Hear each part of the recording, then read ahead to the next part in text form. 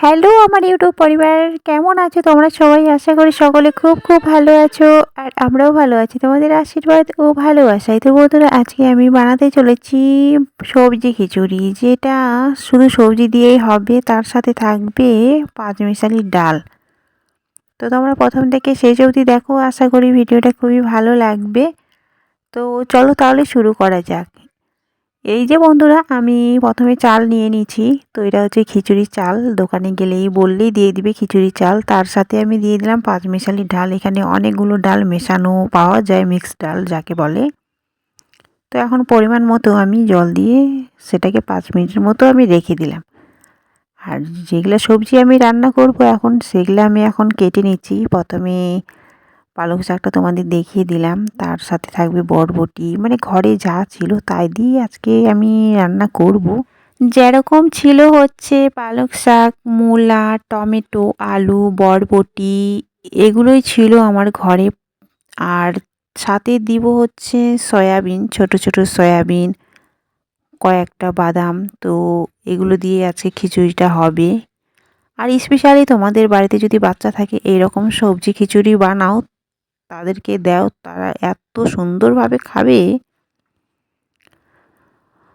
তো প্রথমে এখন আমি উনানের পাড়ে চলে আসছি, কড়া বসিয়ে দিলাম, কড়া গরম হয়ে গেছে। তো পরিমাণ মতো আমি তেল দিয়ে দিলাম, কয়েকটা দিয়ে দিলাম তেজপাতা, আর দিয়ে দিলাম হচ্ছে অল্প পরিমাণে জিরে। জিরে দেওয়ার পর দিয়ে দিলাম কয়েকটা বাদাম। বাদামগুলো নাড়াচাড়া করার পরে আমি দিয়ে দিলাম কয়েকটা কাঁচা লঙ্কা। কাঁচা লঙ্কা দেওয়ার পরে দিয়ে দিলাম হচ্ছে ছোটো ছোটো মিনি সয়াবিন। তো মিনি সয়াবিনগুলো দেওয়ার পরে সবগুলো ভালো করে লাল লাল করে ভেজে নেব। তো দেখতেই পাচ্ছ কতটা সুন্দর লাগছে দেখতে। তো এখন আমি সেই সবজি কেটে রাখা, ধুয়ে পরিষ্কার করা সবজিগুলো এখন আমি দিয়ে দিব। তো দেখতেই পাচ্ছ এখানে পালক শাকের কালারটা জাস্ট দেখো। আর সবগুলো এখন ভালো করে মানে কষিয়ে মশিয়ে রেডি করে নিব।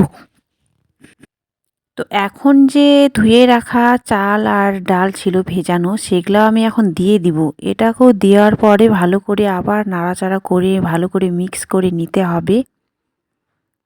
তো এখন আমার ধীরে ধীরে যাবতীয় সামগ্রীগুলো মশলা দেওয়ার পালা।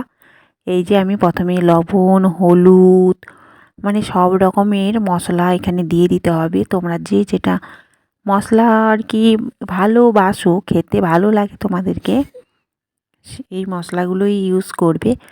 আর পাশে ছিল আমার হচ্ছে গরম জল বসানো, সেই গরম জলটা কষিয়ে নেওয়ার পর গরম জলটা আমি ঢেলে দিলাম। আর গরম জলটা দিলে নাকি তাড়াতাড়ি খিচুড়িটা সেদ্ধ হয়ে যায় আর টেস্টটাও খুব সুন্দর আসে।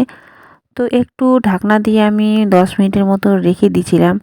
তো এখন ঢাকনা খুলে দেখি, জাস্ট ওয়াও, কত সুন্দর হয়েছে, সেদ্ধ হয়ে পুরো একদম রেডি।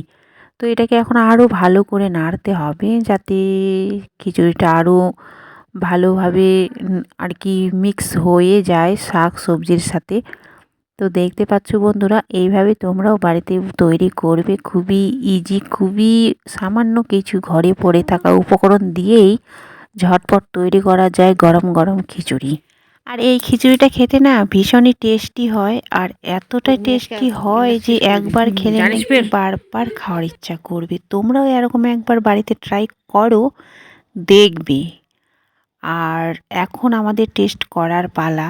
তো দেখতেই পাচ্ছ এখন আমি থালাতে পরিমাণ মতো নিয়ে নিব, আর গরম গরম খিচুড়ি খাবো। আর শীতের দিনে তো এই রকম গরম গরম খিচুড়ি থাকলে আর কিছুই লাগবে না।